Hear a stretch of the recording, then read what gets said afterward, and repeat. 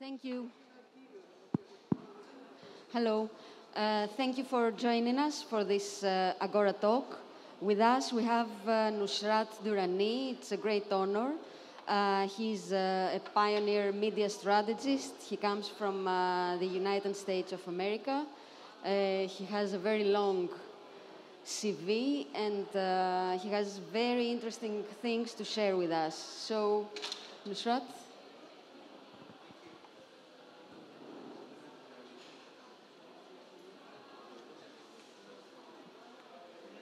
Could you get this onto the screen, please? Hello?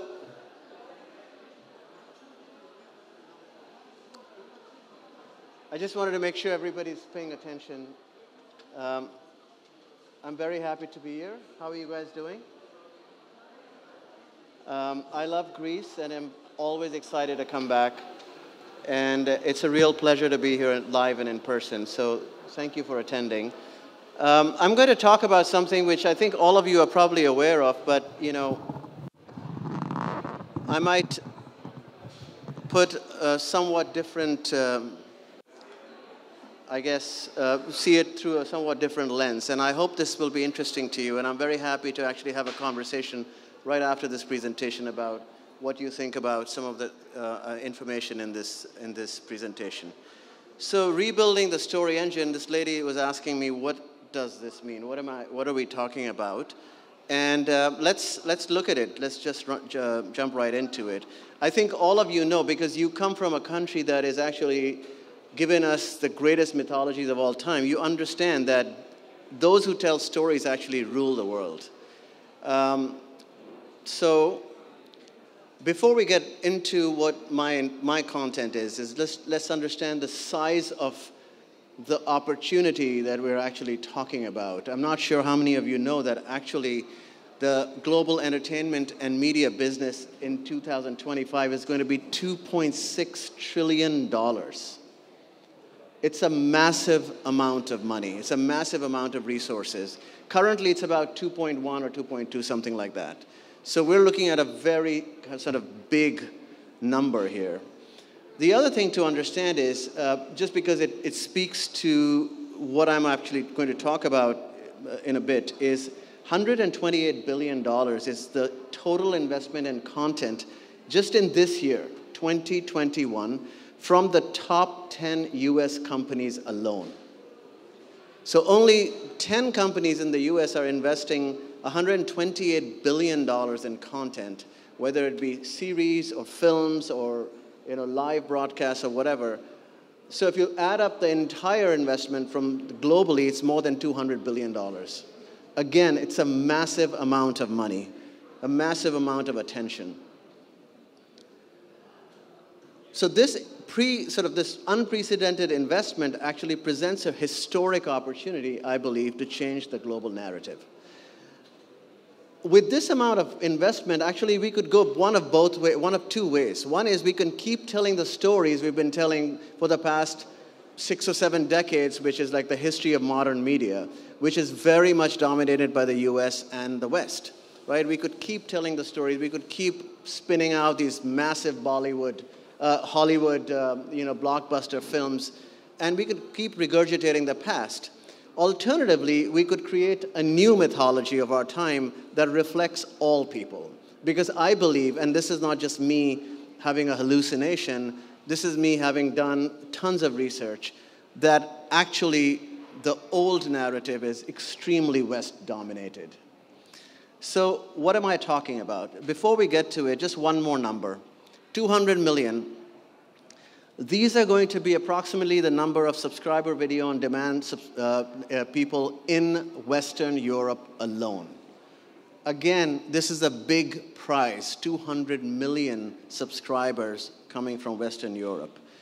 But the fact is, with so much choice in the world and in the industry in terms of storytelling, for European film and TV companies to succeed, you really need to understand the new ecosystem. Because everything, as you know very well, has changed. Audiences are going to remain loyal to platforms where they see authentic stories about themselves. If I'm a subscriber to Apple or Netflix or Amazon, and I'm with you for 3 or 4 months, if I don't see someone who looks like me, who is even vaguely related to my world, I will simply disconnect and I'll go to the next service. It's very, very important that we actually start reflecting the audiences that we are trying to get to. And it's not rocket science that creativity is going to be actually fueled by new storytellers and new mythologies. So I have 3 things to propose in this regard. One is to connect to the new ecosystem. The second is to give voice to the voiceless. And the third is reimagine creativity. By the way, all of what I'm saying today is not about anything we should be doing simply because it's the right thing to do, or a beautiful thing to do, or a humanitarian thing to do. I think that these things are to be done if we have to remain and succeed in business. It's a business imperative. So let's talk about the first thing. What am I talking about when I say connect to the new ecosystem? I think that there are tremendous opportunities in this very, very altered storytelling environment. Let's just look at three or four points. We all know the streaming companies are actually now the epicenters of power, and the old system is crumbling and is actually no longer relevant. Whether it be agents, distribution companies, the entire exhibition ecosystem, all of that has actually radically transformed, and we need to really grapple with that and find our place in the new ecosystem. This one is important, whether it be Netflix, but let's use them for an example. Most of their subscribers are coming from outside the US and, in fact, outside Europe. All of the growth markets for Netflix are no longer in America and no longer in the West. The key markets actually are Europe, some parts of Europe, Russia, Asia, the Middle East, and Latin America. This is where a lot of their focus actually is now.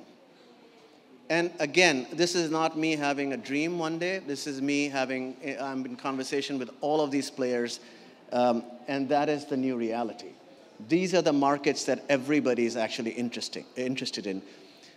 The other thing is that local talent, culturally specific, untold stories are top priority.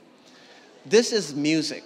This is one of the best things I've actually ever found out in my 25 years in media, that we can now tell stories about people and places that have been ignored or just not sort of like taken seriously in the past. Greece, by the way, can claim, in my opinion, its rightful place in this new reality. You are a country, and I'm not sure everybody in this audience is actually Greek, but I think that this is should be one of the most important places where stories and at least visual storytelling is happening.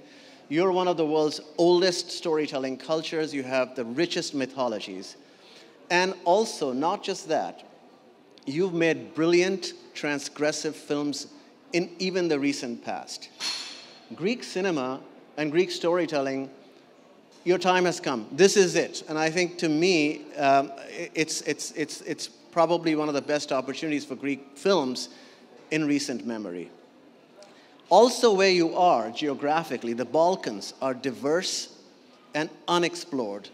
And there's so many stories and great films to be made. And you've made these films before. Underground, Ulysses Gaze, any number of films that have actually, in the past, been very sort of artful and progressive or edgy films. Actually, it's time for that kind of content to come center stage. You also have a large population of displaced people whose narratives are untold. We're going to talk about that a little bit deeper into this presentation. But most importantly, I think you're such an idyllic setting for film production, and you have great filmmaking talent. I know that there's a lot of production now beginning to happen in Greece, and I think that's such a beautiful thing, because it should happen, whether it's Beckett or Knives Out or any number of other projects. I think more and more filmmaking should be done right here, because Greece is such a beautiful location. And obviously, I don't have to tell you how much amazing talent you have that is not only telling untold stories, but actually you are interrogating cinema and its principles and its presentation. And I think that's such a wonderful and lovely thing. So let's go to the second point, which is give voice to the voiceless. This sounds very hokey, I know, I realize, it's very sort of a touchy-feely thing, give voice to the voiceless.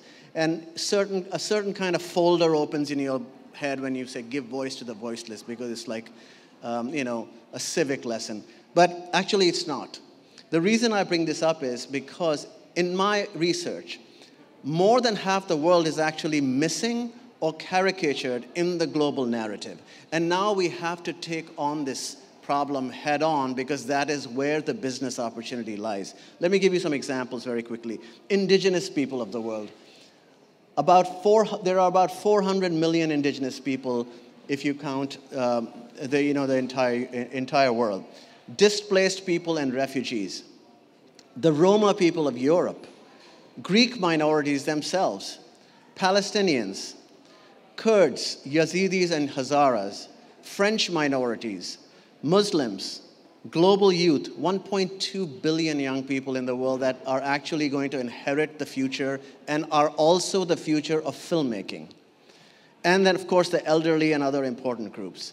So let's go a little bit deeper into this. And by the way, this is by no means a complete list. I could add another 10 categories to this in no time. I'm just giving you a sampling of the world that has actually been left unexplored when it comes to storytelling. Indigenous people of the world. Who are we talking about? These are the oldest traditions, the oldest histories and languages, and can be a rich source of stories, but we have actually not bothered. In America, we haven't. It's only recently that we are waking up to the reality of our own indigenous people, leave alone other people from the world, These folks have been ghosted by media. They're invisible in their own lands. And I don't know if this comes as a surprise, but one indigenous language actually dies every 2 weeks, according to the United Nations, which is a shame, because storytelling and language are so intimately intertwined. We are losing entire histories because language is being actually lost. China alone has 100 million indigenous folks, including the Uyghurs. What do we know about the Uyghurs? Who are these people, by the way? All we know is that there are some folks there that China is locking up in these camps somewhere in the country, but they have no faces, they have no history, they have no culture. There are 100 million indigenous people in Latin America and Africa, including obviously some of the oldest tribes known to mankind, the Maasai, the Samburu, the Berber, and their stories are a treasure. Whether it be Scandinavia's Sami people or Greenland's Inuits, again, these tribes and their cultures are actually in peril. And I don't know if you'll be surprised to know, there are filmmakers in these communities that are actually making amazing films. We need to tap into them. Displaced people. Who are these people? And the one thing that I want to say before we get into this is that when you leave home, whether you're a climate change refugee or a political refugee or whatever, you've left the country because your ideas are not compatible with the government, you take your stories with you. And I feel like it's so shocking to me as a filmmaker and as a media executive that actually these powerful stories of courage and transcendence simply are not told. Once in a while, you'll have a documentary about refugees in Greece. That's not what those stories are supposed to be. These folks are actually carrying incredible tales.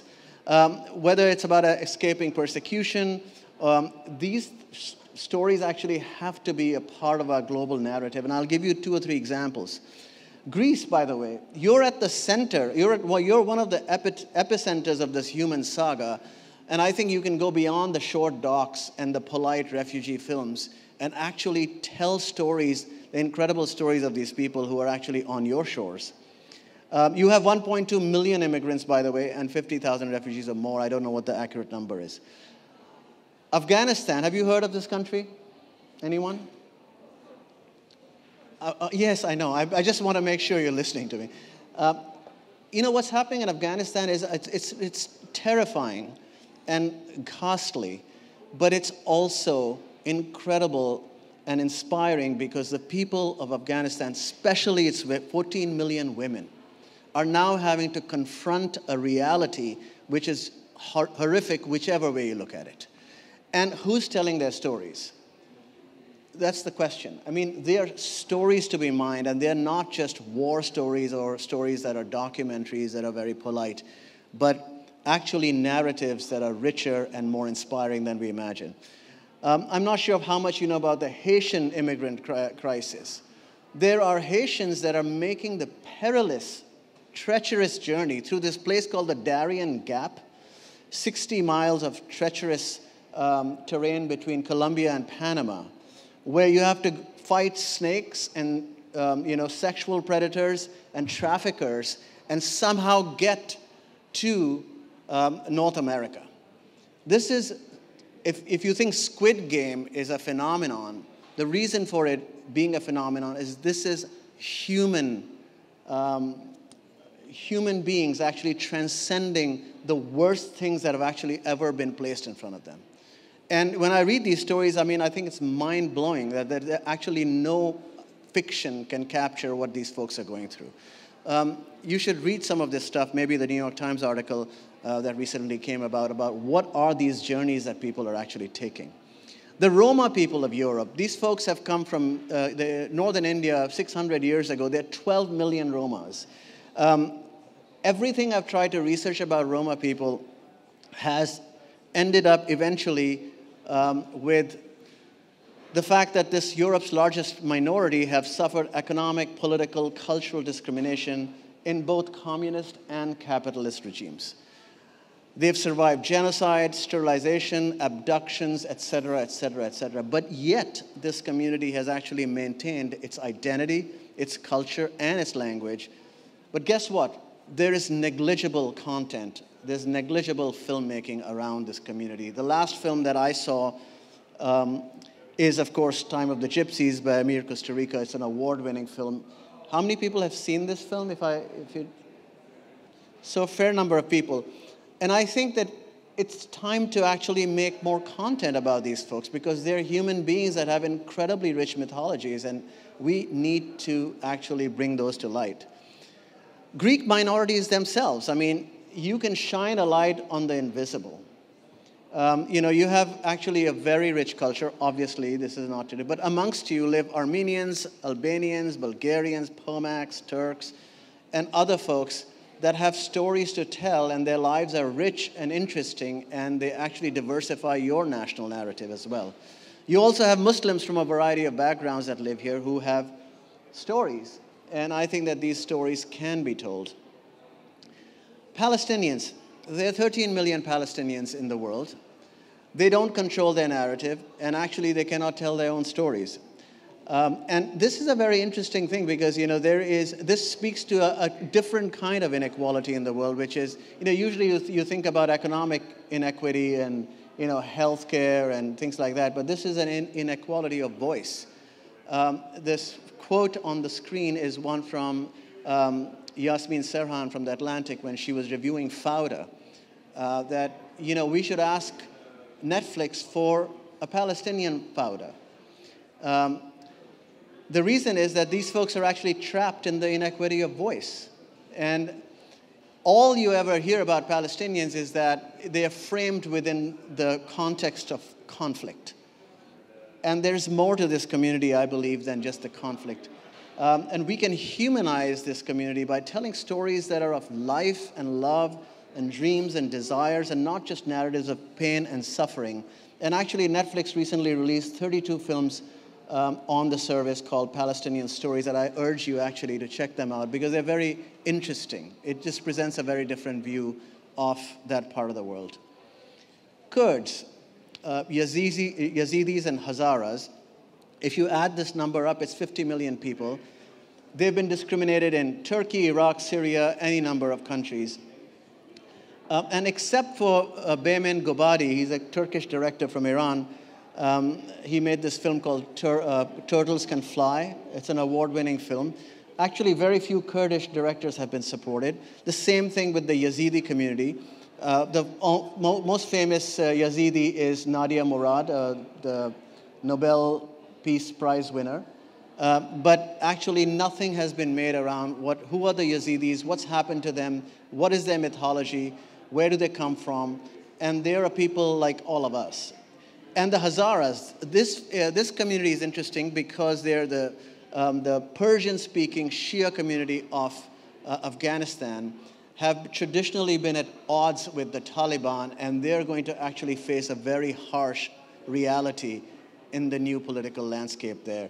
And who's telling their stories is the question we have to ask ourselves. French minorities. Again, it's a great opportunity to actually diversify all the filmmaking coming out of France. And by the way, I'm not saying this to you, we're in Greece. I've said this in my last presentation in Paris, I brought this up too, that if French media have to do business with the French black community, the Muslim communities in the country, then they will have to start telling their stories and stop pretending that these communities don't actually exist, because everyone under French law is equal, because these people have actually not equal space on your media, in French media. So it's about time they did that, and I think it can only benefit French culture. Because if they empower their black creatives and start celebrating the identities of these French minorities, whether they be from Cameroon or Senegal or Mali, it actually benefits the industry and it benefits the country itself, because you will come into the here and now.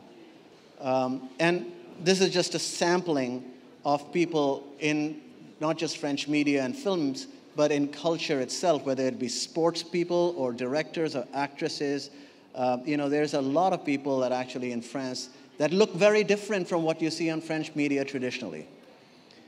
Muslims, very interesting, because it's 1.9, almost 2 billion people, 25% of the world population. But if I say that, if I say the word Muslim, I'll tell you an example in a minute of what comes to mind.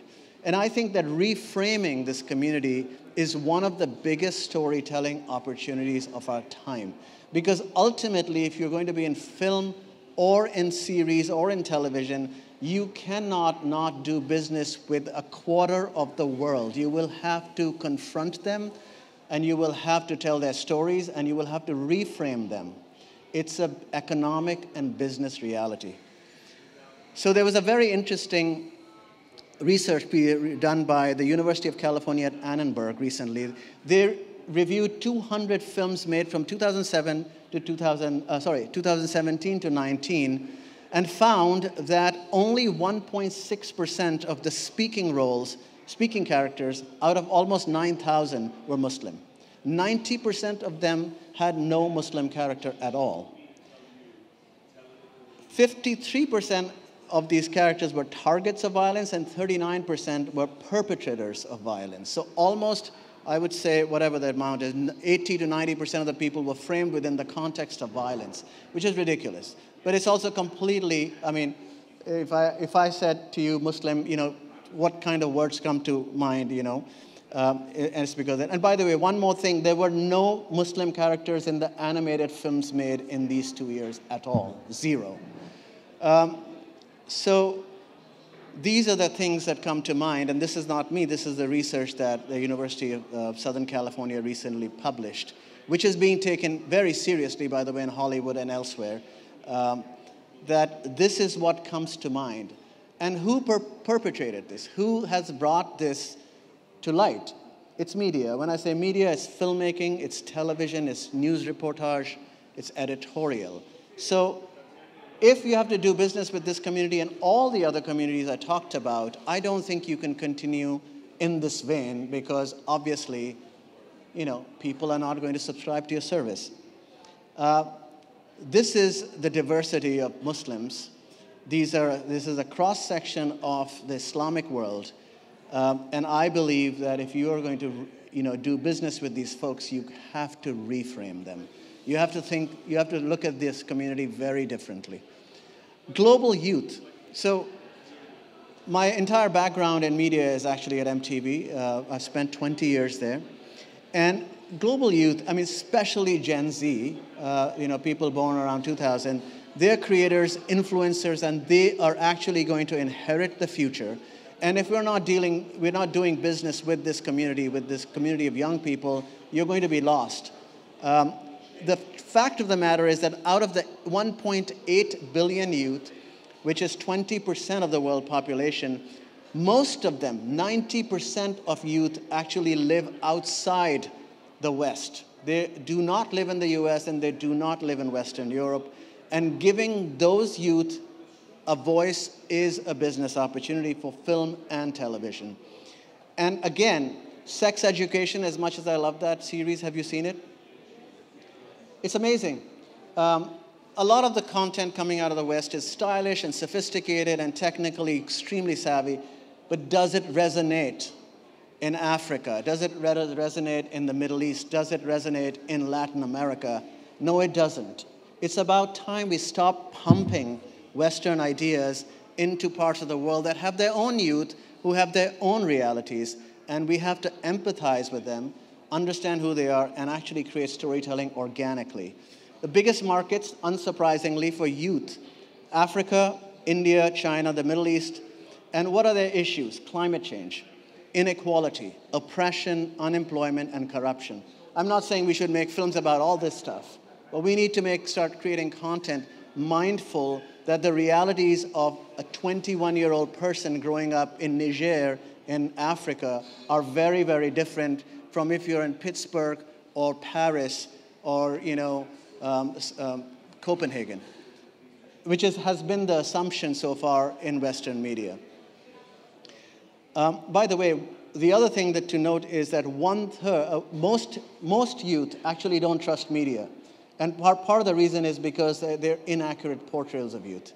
One-third of French youth don't trust their own media. So it's something to ponder. Plus, there are other groups, the elderly, for example.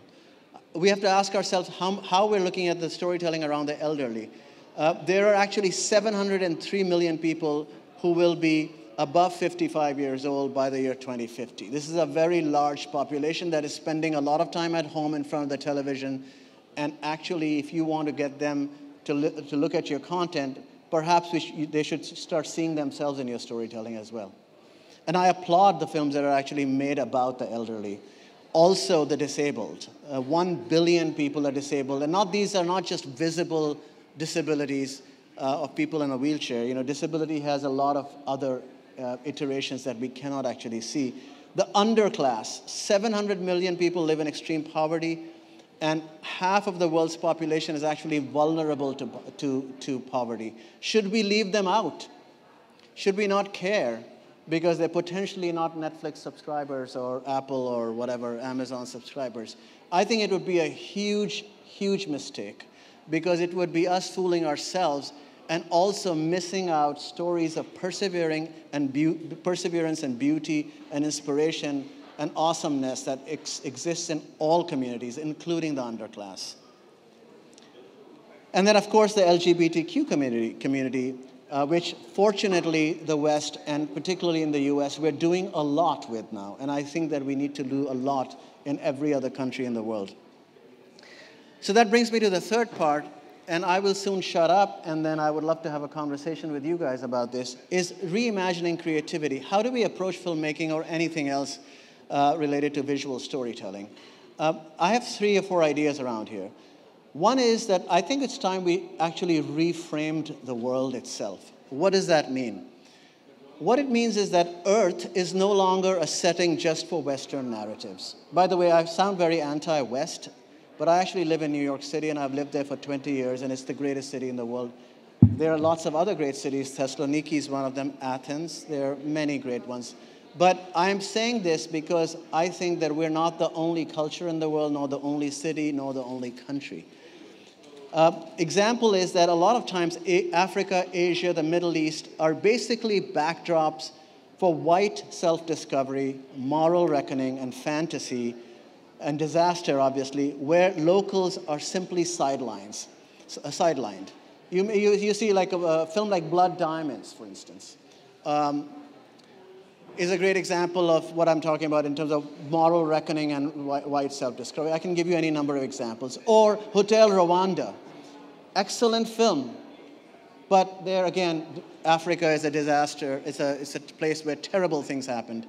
And I think that fantasy is another one. Black Panther. I love that movie. It's a great film. But it's a fantasy because there's no such thing as whatever was the country in. If you ask most folks who live in the continent of Africa, they will tell you that Black Panther is such a travesty because there's no such thing as the country that's in that film. It's beautiful to see empowered black people, but I think we need to be more specific and culturally sensitive now. And we need to get past this generalizations that you see in a thing like Black Panther and actually start narrating with specificity, because there's a lot of specific culture, language, and situation that we haven't tapped into. And we can tell stories of hope and joy and empowerment and not just distress and squalor.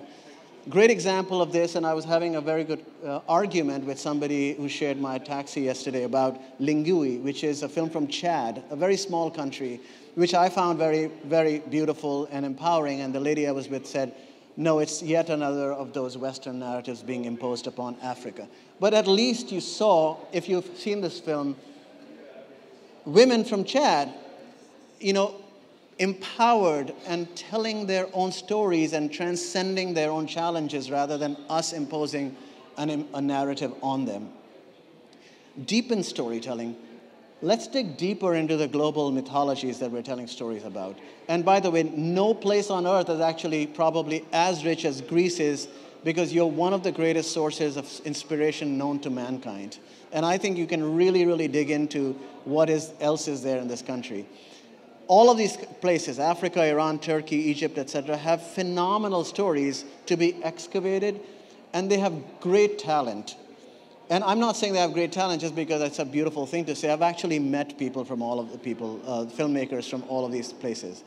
Authentic, progressive representations will arise from empowering local talent, which is plentiful. And then finally, focus on women storytellers.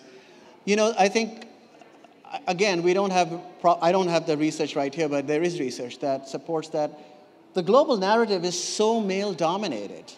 I mean, it's about time that we give women filmmakers, directors, actors, more empowerment. And there are great filmmakers all around, literally every part of the planet, and all the groups that I spoke about earlier have great filmmakers, and we should be giving. This is just a sampling of 30 filmmakers from around the world. These include the Sami people, Inuits, transgender Native American women, and they're not obscure women who have never made a film or have just done like a short. These are established, amazing filmmakers, and we have to give them much more to do and many more stories to tell than we currently are. Obviously, in Greece, you have, I just did a very rough research. I mean, you have great female storytellers right here in this country. And then finally, let's create systemic change in the story machine. What am I talking about? I think it's the only way to create equity of voice. We need to invest in talent from the parallel universe that I spoke about that we've actually ignored. We have to filter projects. When you're greenlighting a film, funding a film, considering it in a festival, in the festival programming, go through the lens of equity of voice. Is this changing? Is this film representing people that are lost in the narrative? I think that's a very important thing that we need to consider. And then you should use your powers. Actually, everyone in this room is connected to an ecosystem, and you have some power. And I think you should use your powers to connect the content being created to the ecosystem and the urgent realities of our time. The urgent realities of our time don't have to only do with what the Kardashians are doing. There's a lot of other interesting and beautiful stuff happening in the world. And then finally, let's not forget Demi Rousseau, who, by the way, I used to love. My father, when I was 17, and he bought me a vinyl player. He bought me 3 records with it, and one of them was Demi Rousseau's "My Only Fascination," and I just grew to love him and a lot of other singers from this part of the world. So finally, if we want to lead in film and create a new mythology, we'll need to connect to the new realities of our ecosystem and create a story engine that gives voice to all people. Thank you.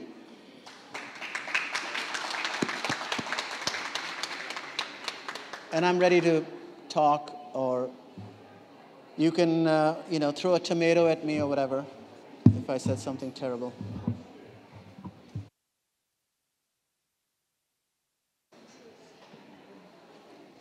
Any questions, any objections to what I said?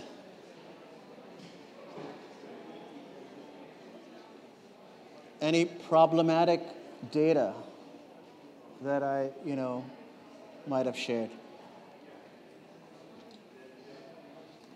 All right, then. Go ahead.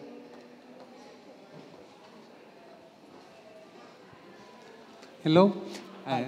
Thank you for this lecture. It was very, very impressive. You'll have to speak louder. Thank you for this lecture. It was very impressive. I would like to ask you something like, what is the difference between the storytelling and the deepest storytelling that you were referring to the mythology? Because I couldn't understand what is the deeper with the mythology. Yeah. Because my mind went to some other different kind of ways how to tell storytelling, like, self-contouring or other techniques. If you would like to mention something about this. So you're asking me what is the difference between storytelling and mythology? Is that? No, because you used the word deep. Deep. Yes. Yeah. This is. Okay, that's great. Yeah. Okay. Let's take an example of I spoke about Black Panther. You've seen the film, The Black Panther? So that, I think, is a very good example of superficial storytelling. It's very stylized and beautiful, and by the way, I love the film, because what I liked about the film was that it showed black people, Africans, and just black people in a very empowering and rich light. That to me was very inspiring. But it's a very, film is set in Africa, and it's a very light and very superficial take on Africa, because it's like you took all the countries of Africa, all the cultures of Africa, all the languages of Africa, put it in a blender,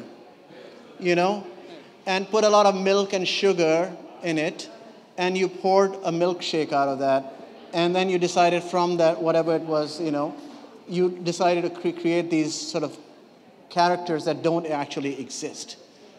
So why do that? When you can actually go to an African country, and even specifically an African, area of, like, whether it be Namibia or South Africa or Niger or Ethiopia, and actually tell a much more specific story, which is rooted in a very specific culture and language and dress and history, that would be deeper. Which is why I gave the example of this film Lingui, which is set in Chad, which has a very specific culture. It's a Muslim culture, and it's a very patriarchal. It's very male-dominated. And then you have it's a film about abortion. What is the name of the film? Lingui, Lingui. It's called Lingui Sacred Bonds. And it's about a young girl who gets pregnant, and she has to have an abortion, and what she has to go through, and how the women of the community come together. I won't tell you how it ends. But it's a very specific film rooted in a very specific culture.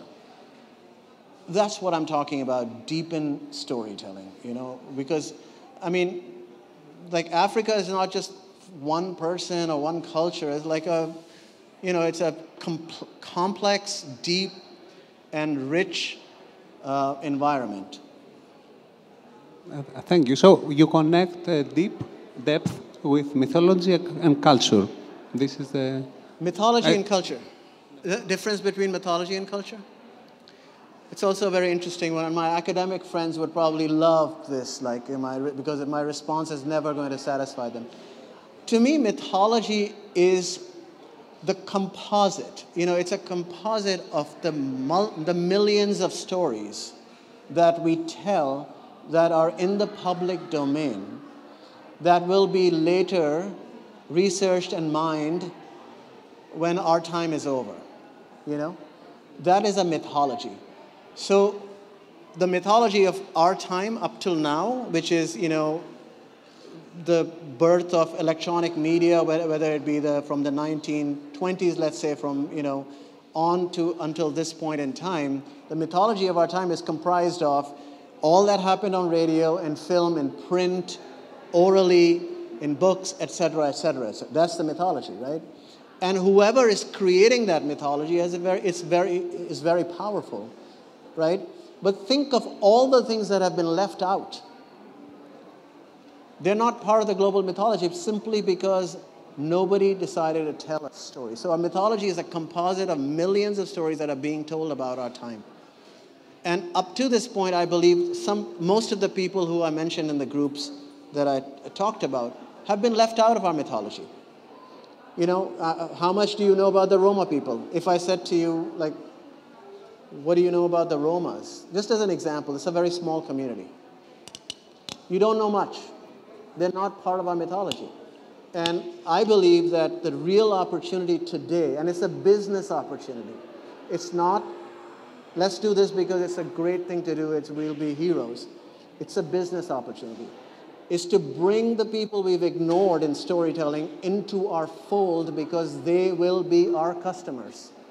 They will be connecting with us at some level. Sorry, can I ask something more? Okay, do you think this works with platforms? Do you think there is, as far as I know, there is no such interest about stories of this kind? Do you think that will work with platforms? Because they normally need something more, action, more quick, more popcorn, let's say. I won't even answer on behalf of any platform, but I'll tell you that if you simply look at the content on Netflix, and in that I give them great credit because I think they are the furthest ahead of any other platform in what they're doing. They completely understand that is the business opportunity because you're seeing content on Netflix that you could never imagine existed. You're seeing content about the Hasidic community. You're seeing 32 films were just released that are from Palestine. You've never seen them before. You're seeing films from micro communities on Netflix that have never been seen anywhere else. And for that, I give them credit because they're furthest ahead. And whether they're doing it because Reed Hastings is an angel or Netflix is a very good company at heart, I don't know, or if they're doing it because it's a business opportunity, but they're doing the right thing. And you don't have to take my word for it. Go and Google or go into the Netflix service. And, there's great content coming from parts of the world we never imagined even could tell stories. So is it the same for every other platform? I don't think so, but because they have not caught up. They're still wrapped up in the West, the Marvel universe, because that's what they've been doing and that's what's worked. But that's about to change because, like I said, if you have to do business with the entire world, you have to tell stories of the entire world. Okay, thank you very much. I will search more, let's say, focus to locate, to find these stories because for me it's like something 100 movies that 100 movies very easily you can find them. More of them are kind of action movies or some. But okay, probably I missed something. I will search in the platforms to find this kind of. Because it is very interesting to watch this kind of stories in platforms or Netflix. Pre-Netflix, could you have imagined a series like Squid Game exploding? It's happening because they're enabling it. But it didn't mean that South Korea didn't have stories to tell. They have amazing stories. They have great filmmakers. They have great television. They have great music. Somebody had to come along and make it happen. And the other objection I've always faced as my media career is, well, who's going to be interested in a South Korean story or K-pop or whatever? And time and again, it's been proven absolutely wrong because the world is connected. People want to hear stories from different parts of the world, So you don't think that language could be a problem? Absolutely not. Language has never been a problem. I think we've made it a problem because a lot of people in media are lazy and arrogant. I worked for MTV for 20 years, and this was asked of me all the time. Do those K-pop singers sing in English? Imagine, just examine this concept. Do those K-pop singers sing in English? No, they don't. But K-pop is the biggest band in the world. BTS, a K-pop band, is the biggest band in the world. But the other flip side of it is, when Lady Gaga goes to China, does she sing in Chinese? Why do we have to assume that there is a default language in this world which might be English, because that is the most widely spoken language of the West? No, I don't think language is a problem. Some of the biggest series, Money Heist, Babylon Berlin, name a series.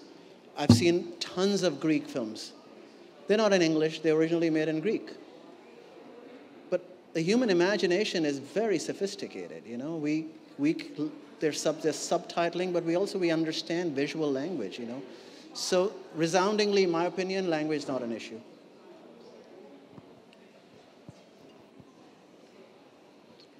If anybody disagrees, I would be very happy to take that, because I don't know if my answer is the correct answer. There's no correct answer. I think you just have to try. Thank you so much for hanging in there. I appreciate it.